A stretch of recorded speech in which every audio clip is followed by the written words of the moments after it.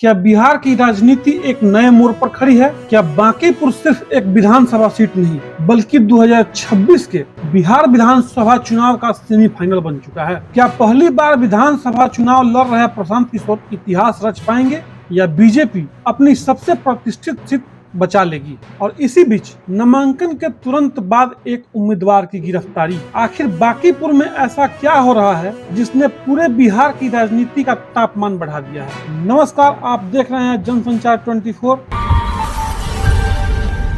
मैं हूं संदीप और आज हम आपको बताएंगे बांकीपुर उपचुनाव की पूरी कहानी, तथ्यों, राजनीतिक समीकरणों और उन सवालों के साथ जिन पर शायद अभी तक खुलकर चर्चा नहीं हुई।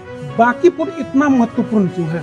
बिहार का राजधानी पटना का दिल माने जाने वाला बांकीपुर इतना महत्वपूर्ण क्यों है? बिहार की राजधानी पटना का दिल माना जाने वाला बांकीपुर सिर्फ एक विधानसभा क्षेत्र नहीं है।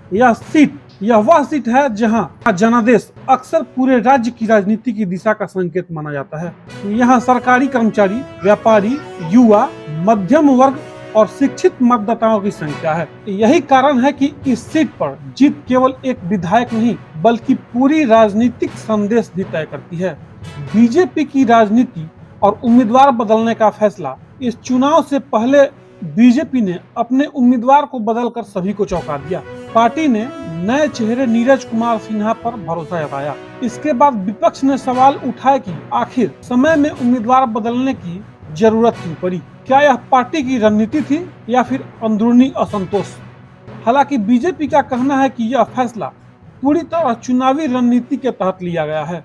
अब प्रशांत किशोर की सबसे बड़ी परीक्षा। दूसरी तरफ जब जन स्वराज के संस्थापक प्रशांत किशोर पहली बार खुद चुनावी मैदान में उतरे हैं।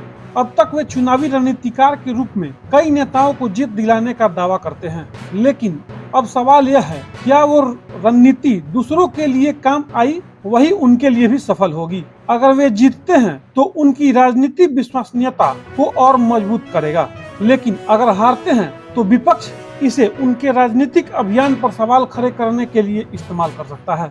नामांकन के दिन सबसे बड़ी खबर तब बनी जब जनशक्ति जनता दल की उम्मीदवार बीना मानवी को नामांकन के तुरंत बाद पुलिस ने एक पुराने मामले में गिरफ्तार कर लिया। पुलिस का कहना है कि कार्रवाई अदालत के वारंट के आधार पर की गई।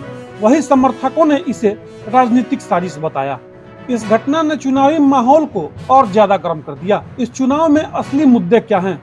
अब सवाल सिर्फ नेताओं का नहीं है, मतदाता किन मुद्दों पर वोट देंगे? बेरोजगारी, महंगाई, ट्रैफिक और शहरी विकास, कानून व्यवस्था, पानी और बिजली, शिक्षा और स्वास्थ्य, यही वे मुद्दे हैं जिन पर हर दल जनता का भरोसा जीतने की कोशिश करेगा। कौन किस पर भारी? बीजेपी के पास संगठन और सरकार की ताकत है। प्रशांत किशोर के पास नई राजनीति और बदलाव का दावा। अन्य दल भी चुनाव को रोचक बनाने की कोशिश कर रहे हैं, लेकिन अंतिम फैसला जनता के हाथ में है।